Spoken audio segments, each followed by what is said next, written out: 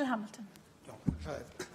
Well, I'm broadly in sympathy with what the First Minister wants to see achieved at the end of the day, but I do think that this is making a mountain out of a molehill.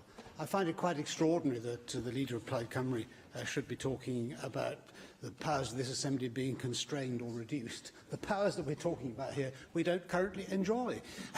And there is no complaint whatsoever from Plaid Cymru or most of the Labour Party, the SNP, and certainly not the Liberals, when powers which used to reside in the popularly elected United Kingdom Parliament were sent to Brussels to be decided upon by unelected commissioners, over whose power there is very little democratic control at all.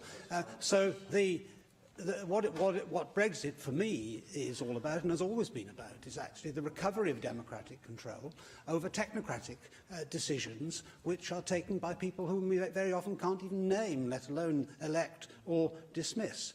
So we should embrace this as a reinvigoration of parliaments, this one included. And yes, I strongly agree with the First Minister that all the powers which currently reside, but within our devolved areas, but currently reside in Brussels, should come to the Welsh Government and to this Assembly. I've said that many times here, and he'll have my strong support for ensuring that that does happen. But there are, of course, in other parties, explicitly Plaid Cymru and the Liberals, and indeed the SNP as well, a policy of wanting to reverse the entire Brexit process and to create a new weapon whereby this could be frustrated, despite the outcome of the referendum in June last year, is, for me, completely unacceptable.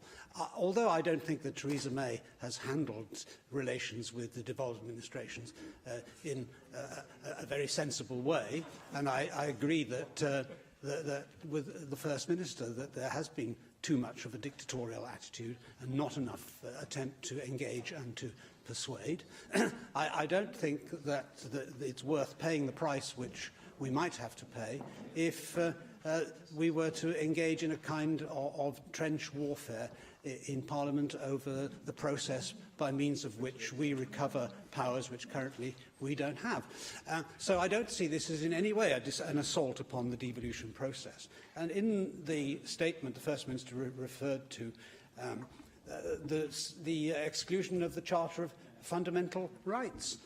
I well remember in the year 2000, when this was being discussed, the Blair government at the time said that it would veto any attempt to legislate for that. And Keith Vaz, of course, very famously said it had no more legal power than a copy of the Beano. And yet now this is being elevated to something of supreme importance. And yes, I understand why members say that things like employment rights are vitally important. But at the end of the day, and if we believe in democracy, we have to accept that parliaments ought to have the right to do things that we don't like. We may not think they're very sensible to do so, but ultimately the test is, can you get the people at the ballot box to support you in your policies? It's not, I think, for judges or civil servants or indeed corpuses of law to remove from the people their power to decide what legislative changes should or should not take place.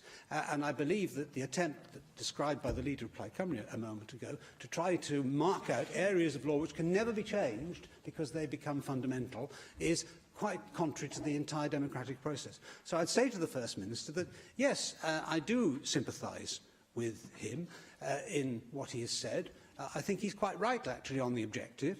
But I am very wary about the means whereby he seeks to attain that objective. And so we will look very carefully at these amendments before we decide whether we'll support them or not.